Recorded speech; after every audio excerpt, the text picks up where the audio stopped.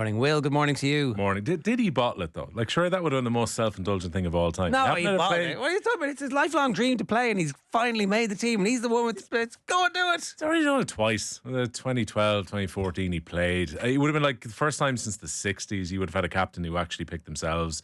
What I thought was most telling was when Keegan Bradley went, I had to agonise over this decision because for most of the year I was picking myself. Almost like he had a moment of realisation when he went, I don't know how this is going to go down. The Ryder Cup captain is one of the most overblown jobs in world sport, and he could easily do that while strolling around the place going, how's it going? Yeah, okay, grand, yeah. No, send him out. It's like, anyway. But we can't... It's all about optics though, isn't it? Like, you get picked as captain and you're meant to be the leader of the group and you're meant to be in your, golf carts driving around with your vice captains and making the strategic decisions and all that. You can't be playing while doing that. It turns out you probably could. You probably could. It's not as stressful as they pretend it is. I did like the GMAC wants to try and get back in for Adair Manor and will do anything possible to get the DP World Tour back on side. He says he'll make coffees for the team to be part of the team in any way he can be. Well, he probably is going to be part of the commentary team, given he was one of the breakout stars. That was the general consensus. Anyway, are we just prolonging the agony for the... I've already had people on to me on Twitter this morning luxuriating in what's coming from... He's a Liverpool fan, by the way. Right. He's a Liverpool fan. They've got 90 minutes of fun ahead, at least. Headlines of the morning for you. Hook, line and stinker. Drama as Happy Haddock Boys KO Amorim on pens. So we're all learning a little bit about Grimsby. It's on the East Coast. It's kind of on a parallel to Manchester, and it's famous for its haddock. Smoked or plain. They were smoked last night, man, weren't they? Or what were they smoking over there? What was Nat Wenger's line when it was Liverpool tried to sign Suarez for 40 million and a pound? So grim. United out on pens after Reds suffer with more Onana gaffes in goal. I mean, Onana. Wow. That's all you need when you come back in is to let a dribbly goal in your near post. But the flapping at the corners. What are you doing? Grim defeat. Sorry. Death. It's worse. Grim death. And Buemo misses as Ruben's rabble are dumped out by Minnows on pens. He was okay. It's not his fault really that they lost. Grim's United sink to a new low. Ruben interim, he was called by somebody in our comments yesterday, which I liked a lot. Like, have interim managers lasted longer than Ruben Amorim has? And sorry, look, we're not enjoying Manchester United's difficulties. It's just very funny. It's remarkable. I've never known an EFL Cup early round game to mean so much to a club just because of the way the season finished, last year. First time in 11 years they've had to play in the second round because it's not in Europe, and you're thinking there's no way they go to a fourth flight team and lose, and yet Grim Reapers is what we're talking about. So they'd never lost to a fourth flight team in the EFL this. Cup before. Does anybody know, is this their worst defeat in Cup history? Has there been anybody else? Wasn't there a terrible FA Cup? Grim Reapers is the headline on the front of the Telegraph. But who is dying? I felt like Ruben Amorim after he came off the ITV interview at the end of last night. I did like that he didn't know who they were playing as well. Yeah, the opponents did very well. What's her name again? It's like, I mean, did you take this seriously? Did you take it totally seriously? Grim for Amorim is the headline on the London Times. And, the Guardian ignored it. There you go. A lot of tennis and golf. Yeah. Emma Raducanu wins the day. And let's talk about yesterday's Guardian. No. Tilda Swinton's on the front. So obviously they printed that too early in the day, yeah. Well, that was mad, wasn't it? Arthur, you haven't said a word. I don't know. Just watching, listening, absorbing. Yeah. Taking notes. Like it was. Yeah, it was. It was mad. Roy in the background. It wasn't particularly surprising. Are you not shocked? I'm shocked. Was Amorim's... Is that just because of the way they were going, or because there's an incredibly strong team packed full of internationals? Yeah, come on, signings. It is absolutely shocking. You can't say I didn't. It's not shocking in terms of when you watch them play. I'm not saying it's not an amazing achievement on Grimsby's behalf. I'm not saying that it was, went into it like a 50-50 game, but when you saw it unravel as it did, there was no part of you kind of going like, oh my God, what has this great team become? It's like, no, this kind of par for the course here. They look really unbalanced, really unsettled. They get caught and then just fall into themselves. That happens week in, week out. What have I become? This empire of dirt. That was what fresh hell is this? I was sending you around Jared Manley Hopkins poems late last night. No worse, there is none. Yeah. There's a bunch of Hopkins that is great. I wake and feel the fell of dark. What hours? What bleak hours? I can't. I've butchered that one. The one I sent last night was better. But let's hear from Ruben Amorim. Here is the man who's charged with rescuing the whole situation. What does Big Sir Jim think? Oh, for a live Big Sir Jim cam. He didn't show up, obviously. He only goes to the finals now. He's a regular enough attendee, isn't he? They'll all be. Grimsby's not glamorous enough. No, I mean I'm sure there's a helipad somewhere. The Canyonero could have been parked up in. Anyway, let's get to him. I just want to apologize to our fans, and we'll have a game now, and then we have time to think. You can feel it that something has to change, and you are not going to change 22 players again. What about Andre Onana? What's missing for him right now? About the goalkeeper. It's not about the goalkeeper. With all due respect, against the 4th division, we have to block everything about the opponent. Andre should touch the ball with his feet if we are in the high level. What about those who might say, well, listen, you've changed a lot, you'll change the team, you'll change the players, maybe change the formation, maybe think about changing the formation.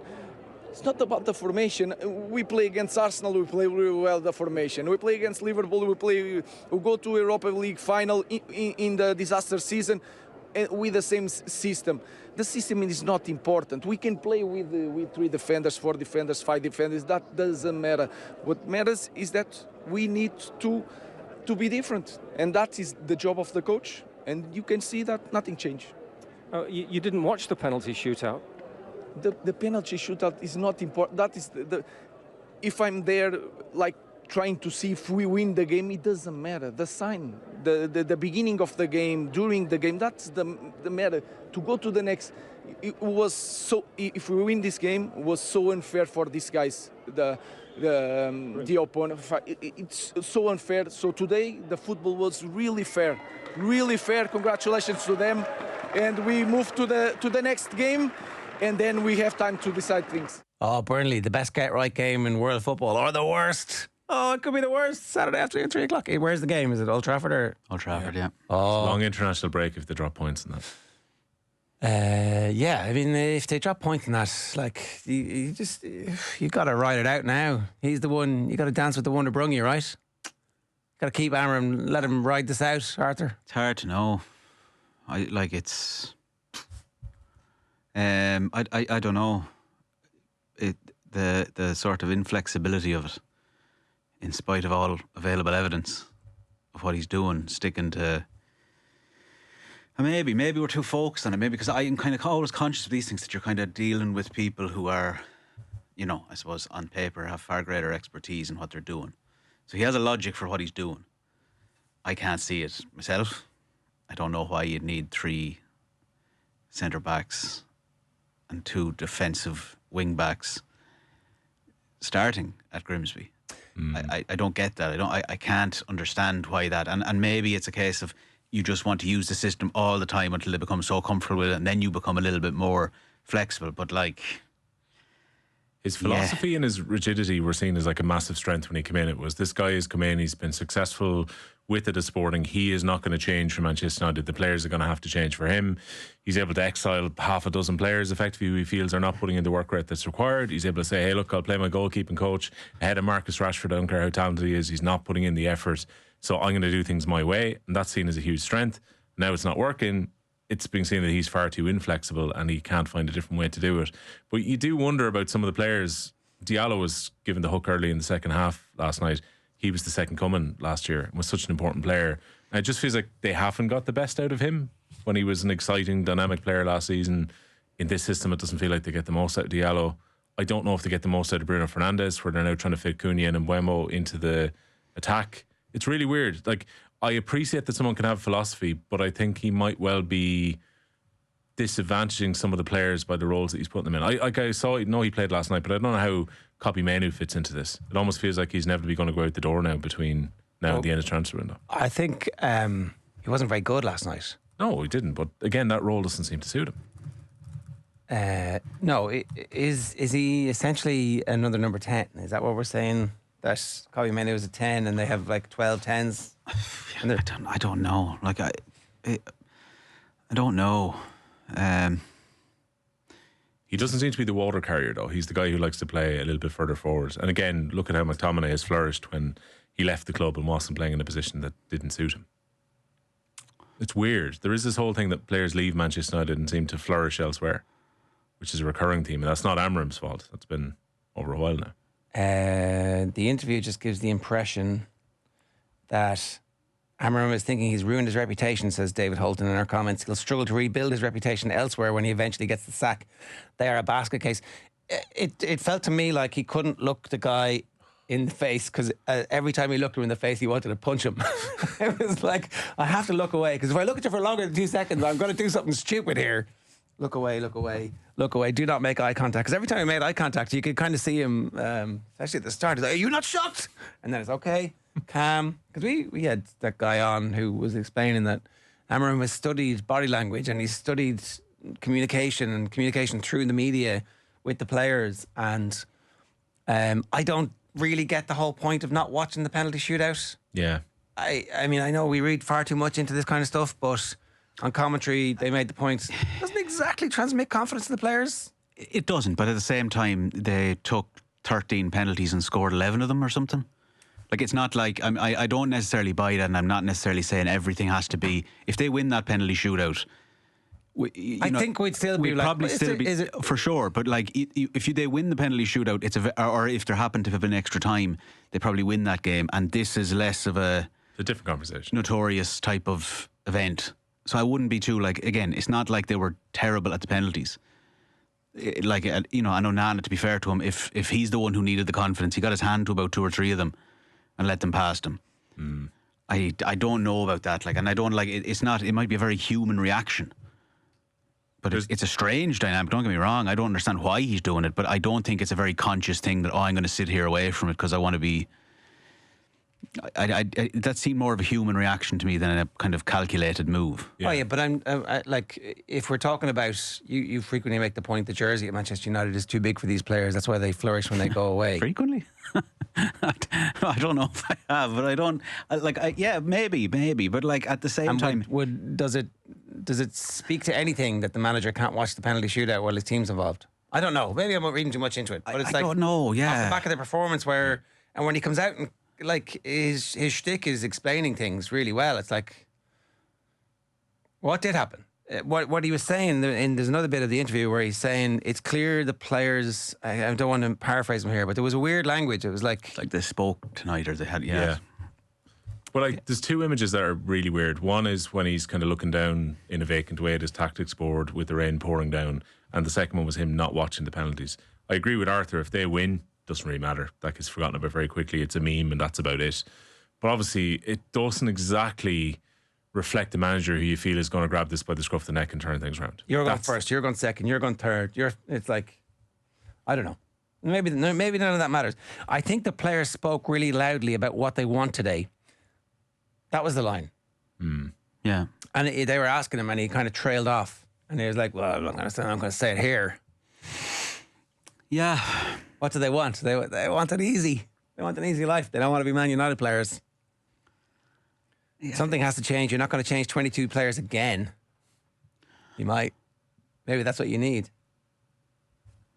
It's hard to know. I don't know. Last night I was kind of the impression that it's like there's not really much coming back from this. But then at the same time, and they were pretty poor against Fulham, but if they were to win at the weekend, I mean, this notwithstanding, it's been a fairly okay start to the season. 4 points after 3 games. It would have been perfectly acceptable on mid-table. Paper. It would have been perfectly acceptable. I don't know if there's any. I just what doesn't get me. And talking at the start about not being shocked is just that you so rarely see them playing well. Even when they were coming back into that game last night, and clearly you're kind of all right. They're asserting their dominance a bit more here. It's still so scrappy, and there's really no kind of the lack of any sort of attacking patterns, or that kind of way where you see teams that scored the same goal more or less again and again and again. They never ever have. They have nothing like that. And maybe that changes. You can see a certain few things where it's like, okay, well, maybe that kind of makes sense because you're starting with, or at that stage, it was like, there was Mbuemo, Cunha, Sesko, all those guys had played together minutes in total. So maybe it kind of builds up over time, but like it does. I just don't know. You haven't, like, to be fair now, he's like nearly 50 games in, and they're I wouldn't say that necessarily they've improved in any discernible way. Do you give him any free pass for not wanting the gig at the time, and so that actually he's in his head he's really 3 games in, 4 games now? 3. Yeah, be a handy enough kind of approach. Yeah, I don't know.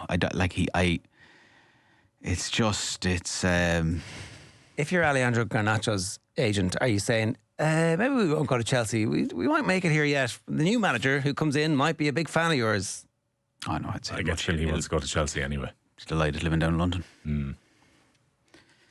I don't. Such shade. No, he will. Like I don't think there's any doubt about it. I think he's much rather go and live there and be a bit part player.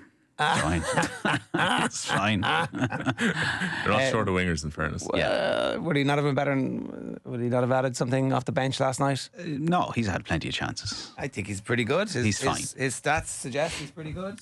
But has his behaviour not entirely dirty to bit there? We know he did. Going down to watch Chelsea, his Instagram stuff that he's been sticking up. He's not carried himself well.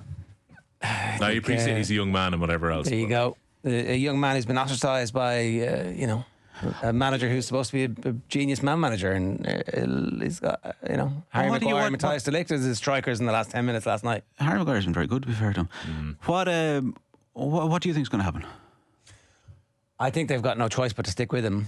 I think that he'll still be there at Christmas, and I think that stuff like this actually, in a weird way, helps because it shows how far they've fallen. And to your point, you beat Burnley at the weekend, you've got 4 points, you're mid-table, you get the 2 weeks to build up to big games, and traditionally they've been reasonable in big games against better teams. City away, first game after the break. So he can, to be honest, I think what he's doing with he didn't know Grimsby's name. It felt like there, right? It doesn't feel like they did any analysis on Jace Cabier. What kind of a threat is he going to be when he comes on? What they're doing is betting in the 3-2-2-2-1. Why do you think it takes so long, though? Do you know, like, I'm sure if you went back and looked at other comparable things, Thomas Frank being able to flick between, it's like, wow, he's a ninja. Yeah. It doesn't make sense why it's taking so long. I don't know. That's what I think. Yeah, and probably because they don't have as good players. Like their midfield the collection of midfielders they have is terrible. Yeah, that is true. You can't give them a pass though. Like they've gone out and bought 2 of the best attackers in the Premier League who've got loads of Premier League experience to bring them in. They spent 70 odd million on Sesko to bring him in. It's not like as if he hasn't been well supported financially during the transfer window. They already had some very good players at the club. I don't know if they did though. It's like Onana would have been considered a very good player when signed. But I thought he was great. Yeah, I was you were raving about him. It was amazing. His Champions League final performance was unbelievable. Yeah, he was class.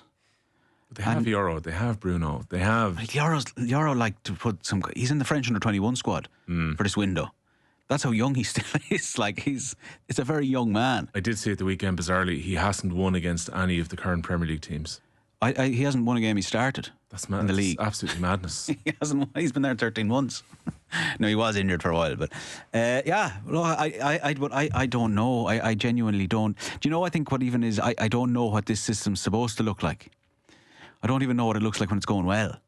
Like I wasn't watching a lot of sport, and I won't shock you by saying that, but I don't know what this is meant to look like when it's going well. It's Spurs not played against PSG. I didn't watch the full of that game, but certainly I watched bits of it and was like, oh, this is quite good. So it's like, Vinny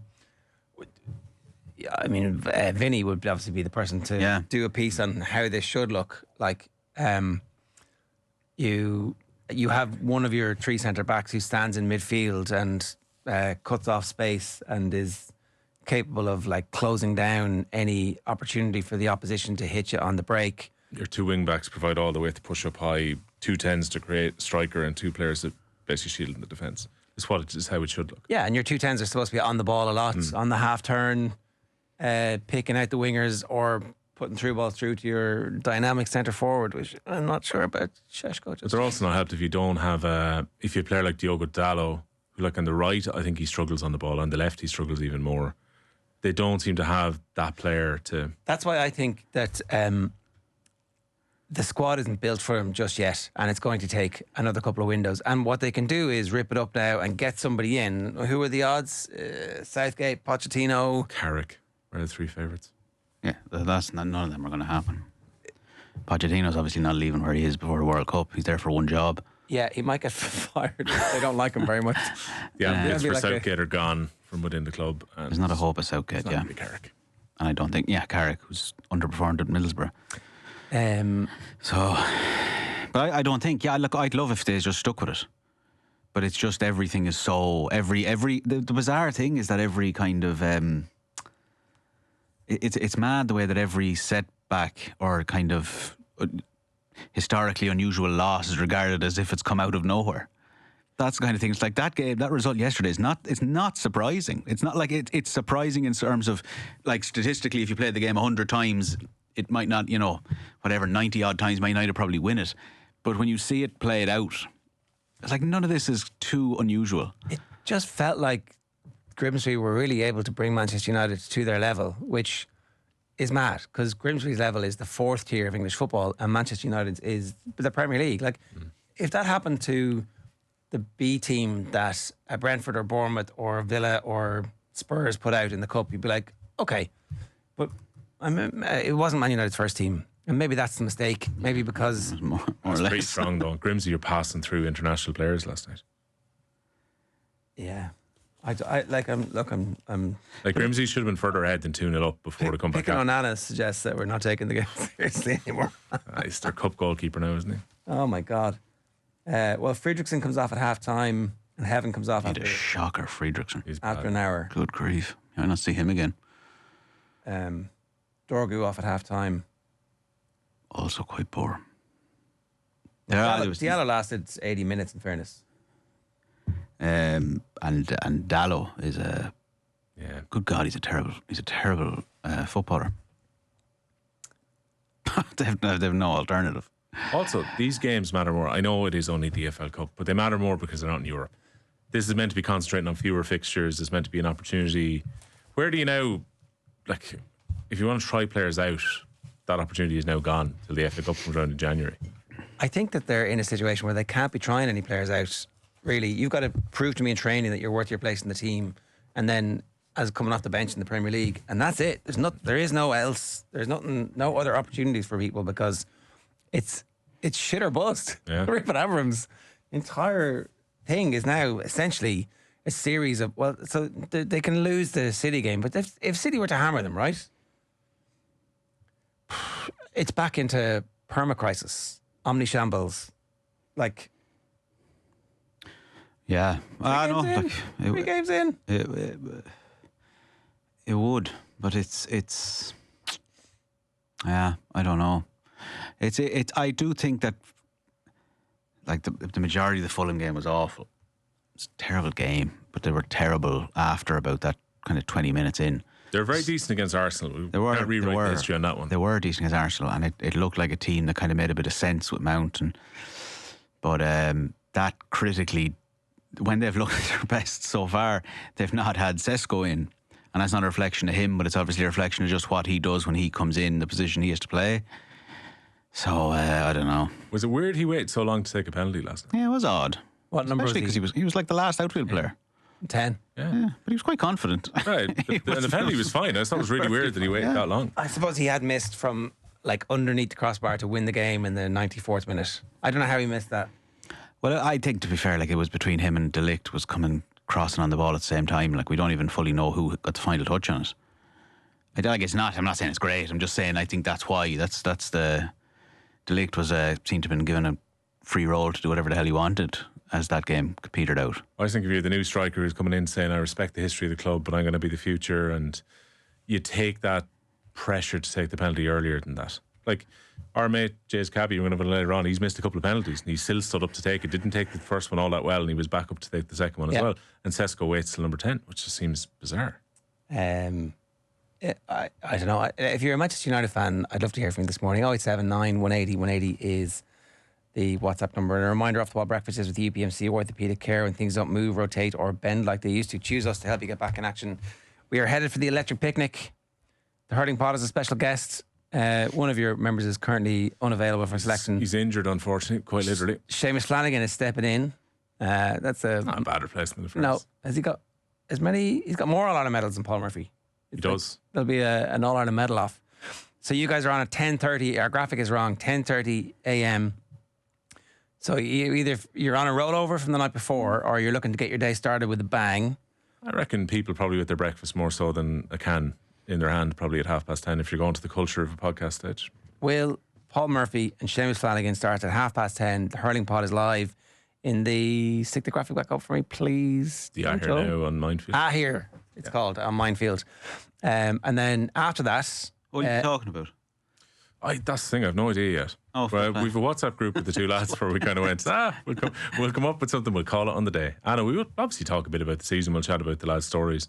I'm kind of wondering, I'll chat to Flanagan a bit about how Limerick are looking for next year. Again, I don't know how much he can really reveal about how many of his teammates are going to be around or possibly stepping away. And I suggest you know something.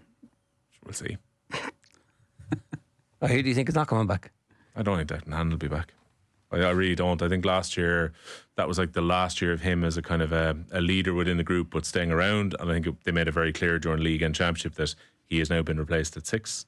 I think people know his wife is working in Dublin at the moment. I think he works as a recruiter, so he's reasonably flexible in terms of where he can work. And I just wouldn't be surprised if he didn't move a bit closer to Dublin and didn't play intercounty next season. Okay. And it's also, when we were talking about Hoggy yesterday, it's much harder to be someone like Hannon and to be an impact player, even like the Dublin game where you're stepping into a crucial defensive position within a match as opposed to being a forward who comes in to try and make an impact. Yeah. Yeah. So yeah. Chat to Flanagan himself, again, he didn't get a huge amount of game time this year. It's like O'Brien became the go-to with Galan in the inside forward line. I wonder did they feel like they made the right decision in retrospect in phasing Declan Hannon out of the team, and that actually having him in the team will be better for them again? That there's a world in which actually, maybe that didn't work for us and we need what we used to get. And next year he comes back fully, I don't know. It's hard to know. Time waits for no man is the other side to it. Yeah, and if you think about where the year before they were kind of brutalised, particularly against Cork, like everything was coming down that middle, like it was just kind of, that's where they targeted. And then if you put Hayes in there, he's just that bit more dynamic at this stage. Is that not the fault of the midfielders to stop? Well, I mean, if it's a bit of a unit, but like they also changed the midfield this year. Yeah. So like it's, Adam English was the starting midfielder, so they did change it. I don't. It's that strange dynamic where like obviously they messed it up against Dublin, but I would have been very interested to see how that same system worked in the semi-final, if you know what I mean. Yeah. Because that's what they were probably planning for no more than last night. You're probably realistically, like, and I'm not saying that John Kelly knows who Dublin are, but bad for those lads out there from where? Where are we? I also totally understand why they moved Hayes in one position, and it wasn't an overreaction to the Cork game. I think their concern was that Hayes was getting tied up because teams were putting someone on him to occupy him. And then when he went to 6, he just had a bit more space to be able to move around. I think he'll be the 6 again next year. All right. Just throwing it out there. Owen Sheehan and Roddy Collins are on the same stage from 12 p.m. Is that right? 11:40. A few minutes before that, I think. 11:40. And then on the Today FM stage, which is called Soundgarden, at 1:30, it's Off the Ball presents Ireland's greatest sports songs. Our list of special guests is extensive and very good. What's your favourite? My favourite sports song? Yeah. Well, that's a good question. I suppose I better come up with an answer for that. When is this on? This weekend? This is on Friday. This is on Saturday. I know we're going to let the crowd decide what's the winner. I mean, Irish sports or just general sports song? Is a song associated with sport? Irish sports songs. Yes. Okay. There was a rallying call from Nathan Murphy last night where he was like, you might need to sing on that. And I kind of said, look, Flanagan's the guy to sing, so he's our nominated singer. Well, he sang last year, was really he's good. He's one of the team captains. Roddy's one of the team captains. We have some other special guests. I think there's a euphoria to put him under pressure. But then I don't know, maybe there was a period of time where I didn't like that. Because, the ole brigade. And then I realised that was all bollocks. So I don't know. What's yours? I'll have to think about it. I don't know. I don't have to be prepared. I was sure he was First first time time I thought about Cranberries it. there with the Limerick Association. Yeah, it's hard to know. Like, you'll be your personal things, but I don't know. I'd have to think about it. Like, yeah. I all like my. If we're going broad right across the thing, it's that the Sunshine on Leith, the Hibs one. Yeah, we're not going broad across the thing though. Not really. I mean, that's there, you know. Oh, what's I your mean, does that count as Irish? yeah. What's your issue with Ole Ole, by the way? It was the Ole Brigade who was, cheer at anything, go out and get drunk, win, lose or draw, we're on the booze. Yeah, well, it's I think part of Roy Keane adapting that was because Dunphy was writing his book at the time, and we're going to give out about this because I've been giving out about it for 20 years. I think we can all spill the beans now. Sorry, I know we're slightly tight, but it is just funny that in the process of getting the mystery voice clip from yesterday, obviously just had cause to go through a few different Dunphy moments, but it's that one where I think when he was coming back, he was on some show that was Miriam McCallaghan, and there was someone in the middle and a guy from the supporters association. Oh, that was amazing. But just Dunphy's thing about, where'd you get these guys? Who is this guy? Who are these guys? It was Peter O'Byrne. Well, it was unbelievable. It was an unbelievable. Not Peter Byrne. I'm mixing him up with Arnold O'Byrne. Peter Byrne, who was the football correspondent of the Times. Yes. It's just his. Where'd you get these guys? He starts laughing away to himself. It's not quite the Dunphy clip where he's questioning the guy from Badminton Ireland, but it's up there. Oh yeah.